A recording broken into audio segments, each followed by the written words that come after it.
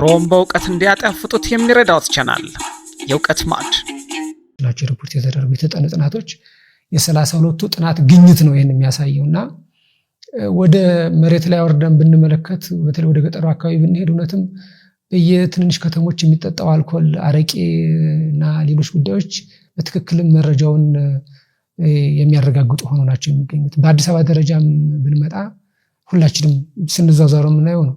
በተለይ ቅዳሜና እሑድ ማታ በየመጠጥ ቤቱ ብዙ ወጣት ብዙ ወንድ ሰው በብዛት ያው ሴቶች አይጠጡም ማለት አይደለም፣ በብዛት ግን ወንዶቹ ይጠጣሉና መሬት ላይ የምናየው መረጃ በጥናት ተደግፎ ደግሞ ሪፖርት የተደረገው መረጃ የሚያሳየው በጣም የሚቀራረብ ነው። ስለዚህ አልኮል አንዱ 40% የሚሆን ማህበረሰብ የአልኮል ሱስ ተጠቂ ነው የሚል ነው። ከጫት ጋር ተያይዞ አሁንም ቅድም እንዳልኩሽ ነባራዊ ሁኔታዎቹ የሚለያዩባቸው ቦታዎች አሉ። ለምሳሌ ወደ ሐረር አካባቢ ጫት በብዛት በሚመረትባቸው አካባቢዎች ቦታዎች ወይም ደግሞ ጫት በልማድ የሚቀመባቸው ቦታዎች የሚወጡና በዩኒቨርሲቲ አካባቢዎች ያሉ ተማሪዎች በከተማ ደረጃ ያሉ ወጣቶች ጥናቱ ሲጠና ተለያዩ ቦታዎች ላይ ስለተጠና እዚያም ላይ ያለው መረጃ የሚያሳየው ከ17% ጀምሮ እስከ 37% ድረስ የሚደርሱ ወጣቶች ወይም ደግሞ ሰው የጫት ሱስ ተጠቂ ነው። ጫት ካልቃመ መንቀሳቀስ የማይችል ማለት ነው። ይህንንም ወደ መሬት ላይ ወርደን ብንመለከት ሹፌሩም በየሰፈሩ ያሉ ወጣቶች በሙሉ ከዚህ ጋር ነው ቁጭ ብሎ የምናገኛቸው። ከፍተኛ ትምህርት ተቋማት ተማሪዎች በከፍተኛ ሁኔታ ብዙ ምክንያቶች አሏቸው ያንን ለማድረግና ይሄኛው ሌላኛው የሱስ ብለን የወሰድነው የሲጋራ ነው። እሱ ከበፊቱ በጣም እየቀነሰ ነው። በቀደመው ጊዜ ከነበረ አሁን ወደ 9% አካባቢ ነው የወረደው። ግን አሁንም አብሮ አለ የሲጋራው ሱስ ማለት ነው። ሌላኛው ከዚህ ጋር አያይዘን ቅድም እንዳነሳውልሽ ከባህሪ ሱስ ጋር የተነሳውና አሁን በተለይ በዚህ ሰዓት ለኛም ማስደንጋጭ ሆነውና በቀጣይ ቤተክርስቲያን እንዴት አድርጋ በተሰራ ምዕመኖቿ ልጆቿን ትጠብቃለች ወይም ልታድን ትችላለች ብለን ብዙ እንድናስብ የሚያደርገን ነገር የሶሻል ሚዲያ ተጠቂነት ነው። የሶሻል ሚዲያ ተጠቂነት በተለይ በዩኒቨርሲቲዎች በጣም በከፍተኛ ሁኔታ ነው ያለው። በሃይስኩል ተማሪዎች ላይ በጣም በከፍተኛ ሁኔታ ነው ያለው። በዩኒቨርሲቲ እስከ 60% ይደርሳል። አዲስ አበባ ዩኒቨርሲቲ የተጠና ጥናት ወደ 40% አካባቢ ሪፖርት ወጥቷል። አጠቃላይ በኢትዮጵያ ዩኒቨርሲቲዎች የተገኘው ግኝት የሚያመለክተው 43% አካባቢ የሚሆኑ የዩኒቨርሲቲ ተማሪዎች የሶሻል ሚዲያ ሱስ ተጠቂዎች ናቸው። በዚያ ምክንያት የፈተና ውጤት መበላሸት፣ ከቤተሰብ መለያየት፣ የጓደኛ አብሮ አለመኖር ወይም ደግሞ የሚፈልጡን ጓደኛ ለማግኘት ራሳቸውን ለማዝናናት ነገሮችን ለመርሳት በሚል ሰበብ ብዙዎቹ የሶሻል ሚዲያ ተጠቃሚዎች ናቸው። መጠቀም ብቻ ሳይሆን ሱስ ናቸው። ሱሰኛ ካልተጠቀሙ ሱስ ማለት ምንድነው? ካልተጠቀሙ ወደ መጨነቅና ወደ ሌላ ስሜት ውስጥ የመግባት ነገርና ተነስተውም ጠዋትም ማታም ሱስ ተብሎ የሚገለጥባቸው የራሳቸው የሆነ ስታንዳርዶች አሉ። አንድ ሰው የሶሻል ሚዲያ በቀን የሚጠቀምበት ሰዓት ገደብ አለው። እስከ 4 ሰዓት ድረስ የሚጠቀመው በተወሰነ ደረጃ ይቻላል ተብሎ ይታሰባል። ከዚያ በላይ ከሆነ ግን ሁሉም ሰው ወደዚህ አዲክሽን ውስጥ እንደገባ ነው የሚታሰበውና የሶሻል ሚዲያ በዚህ ጉዳይ ውስጥ በከፍተኛ ሁኔታ እየተስፋፋ ነው ያለው። ዝቅተኛው 40.1 አካባቢ የቅድስት ማርያም ዩኒቨርሲቲ የተጠና ጥናት የሚያመለክተው ይሄንን ነው። ከዚያ ውጭ ቅድም እንደነገርኩሽ ሐዋሳ፣ ባህር ዳር፣ ጎንደር፣ ደሴ ተጠንተዋል።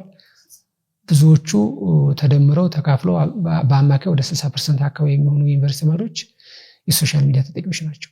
ያ ማለት ከ10 የዩኒቨርሲቲ ተማሪ 6ቱ ማህበራዊ ሚዲያን ካልተጠቀመ ለጭንቀት ለብዙ ነገር መዳረግ የሚችል ተማሪ ነው ያለው። ጥገኛ ሆኗል እዛ ላይ ማለት እሱ ብቻ አይደለም። ምንድነው የሚያዩስ የሚለው ነገር ደግሞ ሌላኛው ተያይዞ የሚመጣው ጉዳይ ነው። ማለት ሶሻል ሚዲያ ላይ ሊያዩ የሚችለው ነገር ምንድነው? ከዚያ አይቶ የሚያገኘው ዕውቀት ነው ወይስ ህይወቱን የሚያበላሽ ነው፣ ህይወቱን የሚጠቅም ነው የሚለው ነገር ደግሞ ሌላኛው አሳሳቢ ጉዳይ ነው። በተለይ በእኛ ሀገር ብዙዎቹ ወደኛ አይን የሚደርሱ ነገሮች ተመርጠው ተለይተው አይደለም። እንደውም በቅርቡ በቴክቫ ላይ ተሾኮነ ተዘግቦ ተመልክተሽ ሊሆን ይችላል ያስባለሁ 80% የሚሆኑ ወላጆች የሶሻል ሚዲያን አስከፊነት አያውቁም፣ አይረዱም እና ዝም ብለው እንደቀላል ለልጆቻቸው እንዲጠቀሙና እንዲያዩ ይፈቅዱላቸዋል። ግን ምንድነው የሚያዩት የሚለው ነገር ማንንም አያስበው። ምንድነው የሚታየው? በዚያ ላይ ቁም ነገር ነው የሚያዩት? ጥናት እያጠኑ ነው? ሪሰርች እየሰሩ ነው? ለህይወታቸው የሚጠቅም ነገር ህይወታቸው ወደፊት የሚለውጥ ነገር ነው የሚያዩት ብለን ስንል አይደለም። ያው በቀላሉ ራሳቸውን የሚያዝናና ግን እያዝናና እያሳሳቀ ይዟቸው የሚጠፋ ነው የሚሆነውና ለዚያም ነው የጥናቱ ግኝት መጨረሻ ላይ ያመጣው ካልተጠቀሙ ራሳቸውን ለማጥፋት የሚፈልጉ የጭንቀት ምልክት የሚታይባቸውና የተለየ ባህሪ የመነጫነጭ መቆጣትና ያልተገባ ባህሪ የሚያሳዩ ወጣቶች በጣም በብዛት እየታዩ መሆኑ የዚህ ምልክት ነው ማለት ነው። ስለዚህ ጉዳዮቹ በጣም ሰፊ ናቸው። አሁን እነኚህን በአልኮል የተጠኑትን ቁጥር ደምረን ለምሳሌ ገጠር አካባቢ ላይ ብንሄድ ብዙዎቹ የአልኮል ተጠቂ ሊሆኑ ይችላሉ በብዛት። በከተማ ደረጃ በተለይ ወጣቱ የሶሻል ሚዲያ ተጠቂ ነው እየሆነ ያለው። በሶሻል ሚዲያ ተጠቂ የሆነውን 40%፣ በአልኮል ተጠቂ የሆነውን በጫት ተጠቂ የሆነውን ማህበረሰብ ደምረን ብናመጣው ደግሞ በኢትዮጵያ ደረጃ ማን ነው የተረፈ የሚለው ነገር ያመጣል። ስለዚህ ችግሮቹ እጅግ በጣም ሰፊና ውስብስብ ናቸው ማለት ነው። እዚሁ ላይ ሱስ ላይ የትራማዶል መድኃኒት ደግሞ ተጠቃሚዎችን ብናነሳ ደስ ይለኛል። እዛ ጥናቱ ላይ ስላየሁት የትራማዶል ተጠቃሚዎች እንግዲህ በተለይ የሕክምና ባለሙያዎች ብዙ ጊዜ ይናገራሉ በየቦታው እንዳይሸጥም የሚል አይነት ነገር ሁሉ እስከ መድረስ የተደረሰ ጊዜ ነበር። በእርግጥ ዓለም አቀፍ ችግር ነው።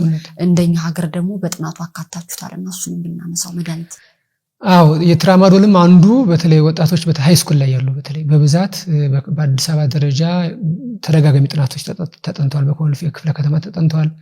በቦሌ በየካ የተጠኑ ጥናቶች፣ በአምቦ ሃይ ስኩል ላይ የተጠና ጥናት፣ በጅማ ሃይ ስኩል ላይ የተጠና ጥናቶች የሚያመለክተው ብዙዎቹ የሃይ ስኩል ተማሪዎች በቀላሉ ጥናት ለማጥናት አንደኛ፣ ሁለተኛ ደግሞ ራሳቸው ያልሆነ ስሜት ሲመጣባቸው ያን ስሜት ከዚያ ስሜት ወጥተው በጣም ደስተኛ ወይም ደግሞ ብሩህ አይነት ስሜት እንዲሰማቸው በማሰብ ትራማዶል ይጠቀማሉ። ቁጥሩ አሁንም ቅድም እንዳልኩሽ በተለያየ አካባቢዎች የወጣው ሪፖርት የሚለያይ ቢሆንም ከ15% እስከ 5% እንደሚደርስ ነው የሚያመለክተው። የኢትዮጵያ ስታቲስቲካል ኤጀንሲ ወይም ደግሞ ዲኤችኤስ ተብሎ የሚጠራው ሪፖርት የሚያወጣው የዲሞግራፊክ ኤንድ ሄልዝ ሰርቬይ የሚያወጣው ሪፖርት የሚያሳየው ይሄንን ነው። የጤና ሚኒስቴርም አሁን በቅርቡ የአይምሮ ህመም ተጋላጭነት ሪፖርት ባደረገው ጥናቱ ከ15% እስከ 5% ይደርሳል ብሎ ነው ሪፖርት ያደረገው። ስለዚህ ያ ደግሞ ከምን ጋር ይያዛል? ቅድም ካልነው ነገር ይያዛል። ከሱሶች ጋር ይያዛል።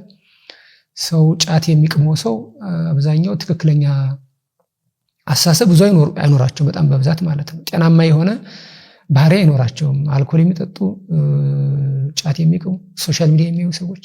ስለዚህ ያ የሱስ ተጋላጭነቱ መልሶ ወደ ምንድነው ያመጣን ያለው የአይምሮ ህመም ተጋላጭነት በከፍተኛ ሁኔታ እየጨመረ ነው ማለት ነው። ስለዚህ ምንድነው እየሆነን ያለ ነው? እብድ እየሆነን ነው ማለት ነው። ህሊናችንን እየሳትን ያልተገባ ህመም ውስጥ እየገባን ያለ ነው ማለት ነው። በታመመ ህሊና ውስጥ ደግሞ ኖረን የኛም ስጋት የሆነውና ጥናቱን ለማካተት የፈለግንበት ምክንያት ሰዎች ከእግዚአብሔር ጋር በቀላሉ ለመገናኘት እጅግ በጣም ብዙ ስራ የሚያስፈልግ መሆኑን፣ ሰው ከሰው ጋር ለመግባባት ሌላ የተለየ ስራ እንደሚያስፈልግ በፖሊሲ ደረጃም በሀገር አቀፍ ደረጃም ሊታሰቡ የሚገባቸው ጉዳዮች መኖራቸውን የሚያመለክተው። ምክንያቱም ቅድም ባነሳናቸው ግማሹ ሶሻል ሚዲያ ላይ ነው ተወጥሮ ያለው፣ ግማሾቻችን አልኮል ላይ ነው ያለነው፣ ግማሾቻችን ደግሞ ከዚያ በመጣው ችግር ራሳችን ታማሚ አድርገን በየሆስፒታሉ ነው ያለነው። ያ እጅግ በጣም ብዙ ውስብስብ ቀውሶችን ያመጣል። በጤና ተቋማት ላይ ቀውስ ያመጣል። በሀገር ኢኮኖሚ ላይ ቀውስ ያመጣል። ምክንያቱም አደገኛ ደግሞ የሚሆነው ይሄ ብዙዎቹ ለሱስ ተጋላጭ የሆኑት ወጣቶች ናቸው። በእርግጥ በአልኮል ደረጃ ከፍ ያሉ ሰዎችንም ያካትታል።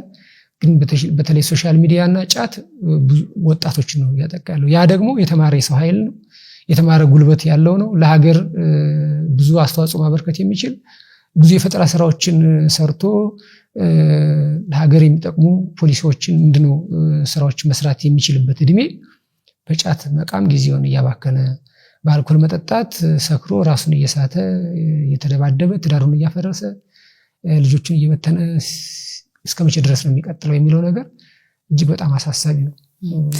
እስኪ ከዚህ በተጨማሪ እንድናይ የምፈልገው እንደውም ዛሬ ደግሞ አንድ መረጃ እየሰማው ነበረ። በኢትዮጵያ ውስጥ ባልተለመደ መልኩ በስፋት እየመጣ ያለው ደግሞ በመርፌ የሚሰጡ እጾችን መጠቀም ነውና ምናልባት እንደውም ቅድም ሲጋራ እየቀነሰ ነው ስትል ምናልባት አሳድገውት ይሆን እንዴ እያልኩ ነበረ። የለመድነውን ነገር ተትቶ ወደ ይሄ ኮኬን የሚሏቸው እንዲህ በመርፌ የሚሰጡ የተለያዩ ነገሮችን መጠቀም በተለይ በሁለተኛ ደረጃ ትምህርት ቤቶች ላይ በስፋት እየመጣ ነው የሚል የአንድ ኤፍኤም ላይ ሬዲዮ ላይ ሰማሁኝና ቼክ ለማድረግ እየሞከርኩ ነበር ጥናቱን ገብቼ እና እሱ ላይ የታዘባችሁት ነገር የለም?